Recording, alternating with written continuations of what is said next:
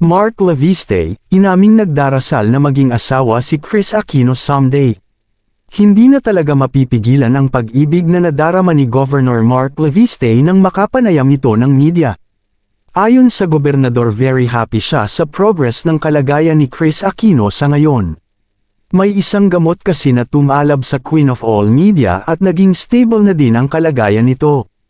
Nag-gain nga ng few pounds si Kris Aquino dahil nakakakain na din ito ng maayos paunti-unti. Ito ang masayang ibinalita ni Governor Mark Leviste sa media na siyang nagpasaya sa kanilang mga supporters. Ang tunay na layunin kasi ni Mark Leviste ay maging asawa ang isang Kris Aquino in the future.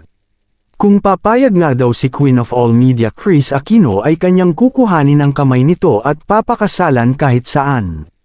Tila talaga namang genuine ang nararamdaman ni Mark Leviste kay Kris Aquino dahil maraming pagsubok na ang napagdaanan ng dalawa.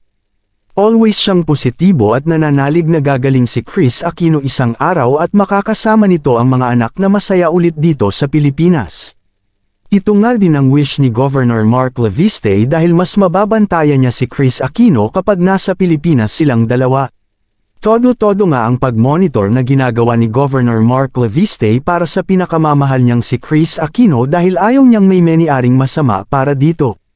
Walang paglagyan naman ang tuwa ng mga anak ni Kris Aquino na sina Josh at Bimby dahil sa gumagaling na kalagayan ng ina. Samantala, sa ngayon ay patuloy pa din ang therapies at medications ng Queen of All Media. At least daw ngayon tumaas ang kanyang platelets at nagkaroon ng isang gamot na siyang tumalab para sa kanya. Masaya din naman si Kris Aquino sa kanyang progress ngayon at nagpapasalamat sa mga taong hindi siya iniwan na kanyang laban sa sakit.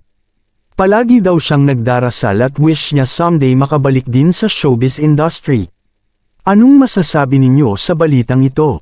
Comment down below. Maraming salamat sa panunood.